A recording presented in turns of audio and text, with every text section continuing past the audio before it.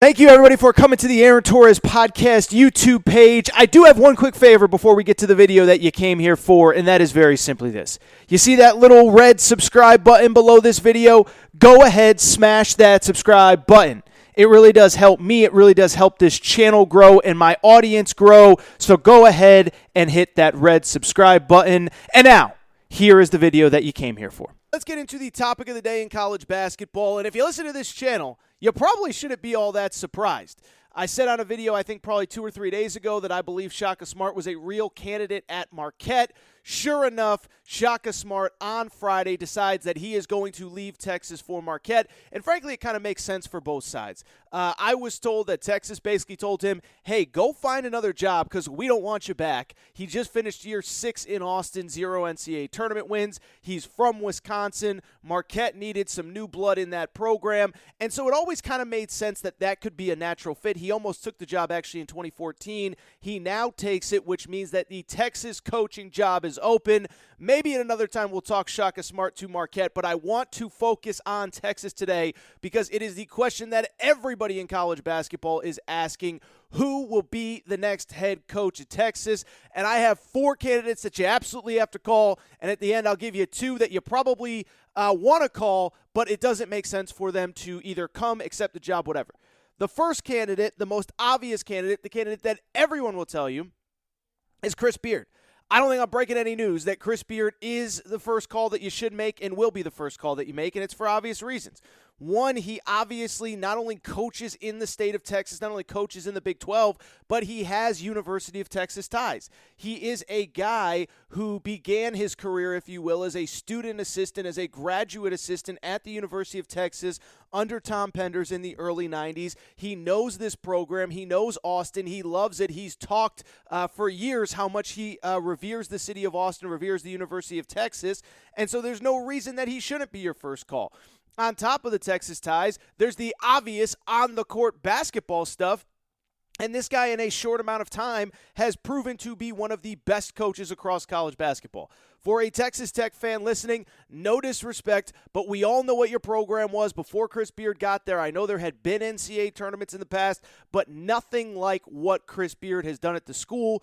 School's first Elite Eight in 2018, school's first Final Four in 2019, obviously their first title game in 2019 as well. First time they beat the number 1 team in the country late 2019 against Louisville. First time they beat a top 10 team on the road was actually at Texas this year. I mean, this guy is an absolute stud, and it is why he has to be your first call. You have to keep throwing money at him, and you have to insist on calling him until he says no, and then you call him again with a bigger blank check. We know money is not an issue at Texas. We know how much they're paying Tom Herman not to coach this year in football. We know how much they're paying Steve Sarkisian to coach in football. The fact that you don't have to pay Shaka Smart a buyout makes it that much easier and makes it that much more obvious why Chris Beard should be the first call, the only call, the call that you keep making even after he says no. You call him back 2-3 times. And I think there are some other factors at play here too.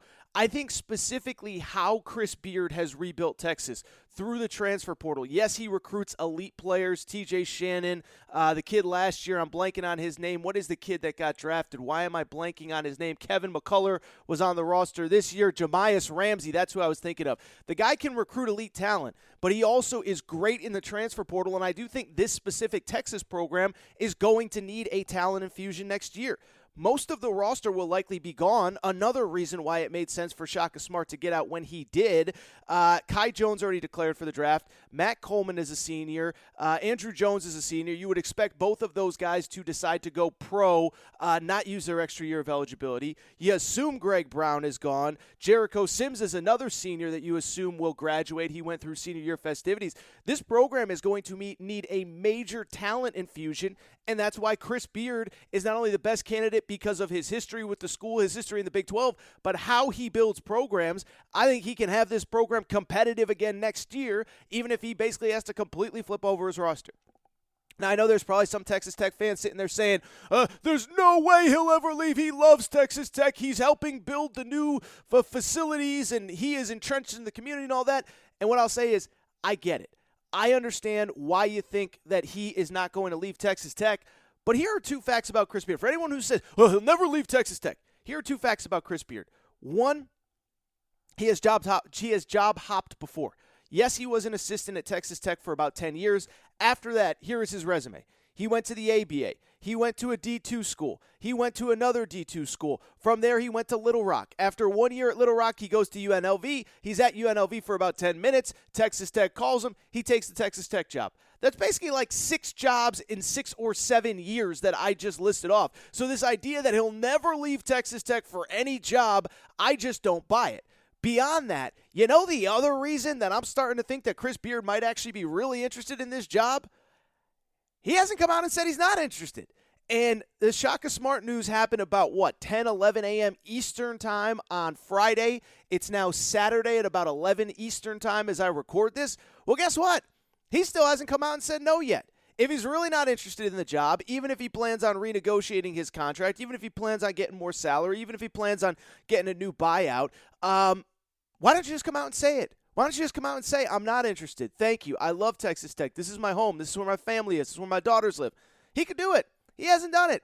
Can't lie. Starting to think that probably means something. We will see. We will see how things evolve over the coming days. I would also add this. Keep in mind, as Jeff Borzello from ESPN reported, that Chris Beard's buyout does change going into April 1st. So right now, he would be owed $6 million, I believe, if he leaves for another Big 12 school. Don't get me wrong. I don't think Texas minds paying it. But by April 1st, which is Thursday, he would only be owed $4 million as part of his buyout. So that goes down a little bit by Thursday. We will see in the coming days. I would think by Thursday we would know if Texas, or if he's interested in Texas. Again, I don't think a little $2 million buyout is going to make a difference, but he is the guy that you got to call number one. Number two, I would actually stay in the Big 12. I would call Mike Boynton after Chris Beard if Chris Beard says no. Mike Boynton is young. He's dynamic. He's 39 years old. I know, whatever. Like I know he hasn't been a head coach for a while, and I know Texas is an elite job. But what Mike Boynton has done in 3 or 4 years at Oklahoma State is incredible. First of all, he takes over the program after 1 year. He's hired internally. This is important, by the way. He only makes about $1 million, $1 million and change, so you don't have to pay all this crazy big money to get him. But I have been so impressed by how he has rebuilt this Oklahoma State program, how he has built trust in his players, how he has developed his players, how he has recruited. This guy is a rising young star in college basketball coaching. And I know everybody will say, oh, it's only because he hired Cade Cunningham's brother. Well, first of all, never forget, he built a relationship with Cade Cunningham when Cade Cunningham was a freshman and a sophomore before anybody realized that he was a potential number one pick in the draft. I have talked to Cade about it. Cade has openly told me he believed that I was the number one player in the country before I believed in myself. And so, yes, he did hire Cade Cunningham's brother, but you know what? Even after that, one, he had to coach him up. Two, he had to recruit players around him, and he did a fantastic job of filling out that roster with complementary parts to Cade Cunningham. And what stood out to me, not only is he a roster builder, but everybody on that team got better this year throughout the year, except for maybe 1 or 2 guys. Ice Likely was banged up, but look at that roster. Rondell Walker got better. Bryce Williams got better. Avery Anderson got better. The Boone twins got better. On and on and on and on and on. And, of course, they end up playing for the Big 12 title. They beat Baylor in the Big 12 tournament.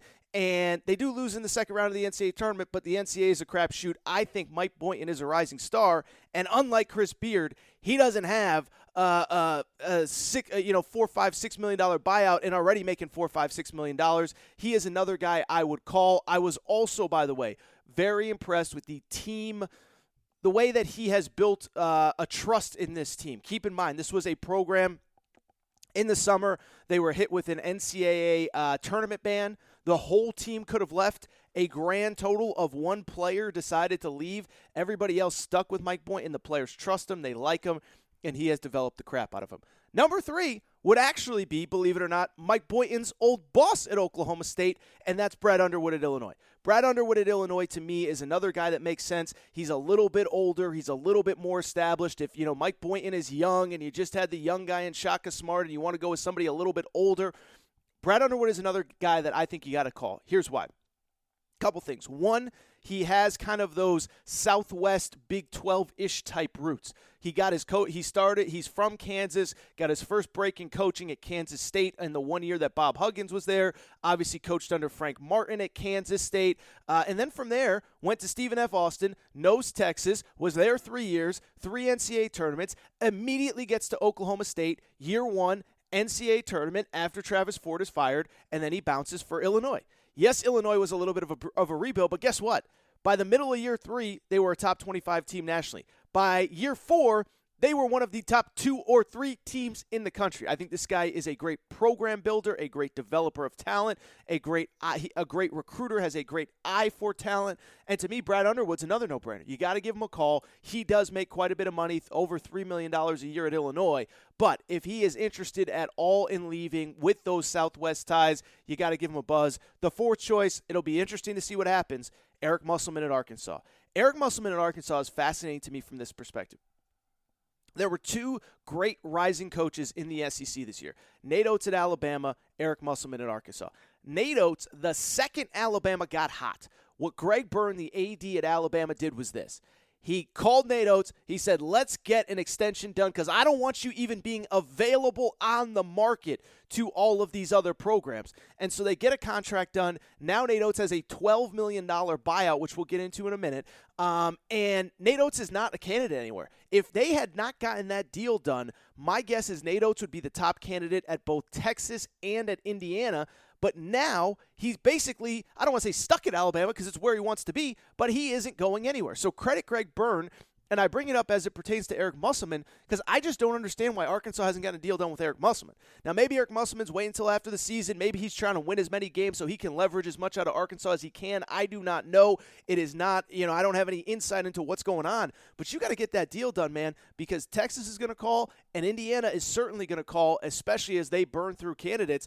And so I think that if you're Texas, he still doesn't have a deal done, Eric Musselman. He's well compensated, but it's nothing he can't get out of.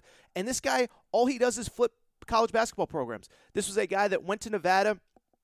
Year before he arrived, they were the worst team in the Mountain West. Year 1 wins 24 games, 4-year average. By the way, 3 regular season Mountain West Conference Tournament championships, 1 conference tournament title from the postseason, 3 straight NCAA tournaments at Nevada, an average of 27.5 wins per year and 4 wins at 4 years at Nevada. Gets to Arkansas. Last year, if Isaiah Joe doesn't get hurt, they make the NCAA tournament, or at least the hypothetical NCAA tournament that never happened.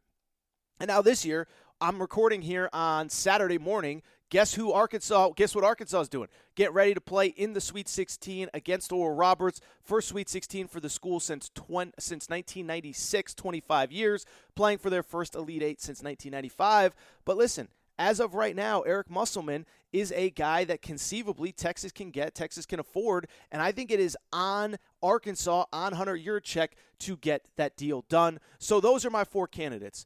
Chris Beard, call until he says no, then call more. Mike Boynton, Oklahoma State, young, dynamic, recruiter, developer, everything. Checks all the boxes. I didn't even mention he's already in the Big 12, knows that Big 12 footprint. 3, Brad Underwood, Mike Boynton's former boss at Oklahoma State. He replaced Brad Underwood. Brad Underwood now at Illinois. Very good coach, Southwest ties. And number 4, it's Eric Musselman. The guy's been all over, and I think you have a chance to get him because Arkansas has not closed the deal. 2 guys you're not going to get, okay? And I give credit to Texas fans. They're not even fake lusting after Nate Oates. Nate Oates has a $12 million buyout if he were to get if he were to get hired by another school at Alabama from another school other than Alabama, So Texas in a year where they just paid Tom Herman $20 million to go away would then have to pay $12 million to Nate Oates just to hire him, just to pay him $5-6 million a year. I just don't see that happening. And it's the same with John Calipari. I mean, John Calipari, listen, there's going to be someone saw John Calipari's wife looking at real estate in Austin. Well, I don't see it. Calipari would be owed so much money to match what he makes at Kentucky. And oh, by the way, if you look at his contract, if he retires after 2024, if Calipari goes till the end of 2024, so 3 more seasons, there is a clause in his contract that basically kicks in that makes him an ambassador of the school at the University of Kentucky. He'll get paid $1 million a year just to walk around and shake hands for the rest of his life. A $1 million a year deal at Kentucky after 2024. Texas has unlimited money, but I just don't know what the financial package would even have to be for John Calipari to consider leaving Kentucky. So the four guys that I would go get: Chris Beard, Mike Boynton, Brad Underwood, and Eric Musselman. By the way, if you did enjoy this video, please make sure hit that subscribe button down low. Please make sure also find me on Twitter at Aaron_Torres. Find me on Instagram, Aaron Torres Pod.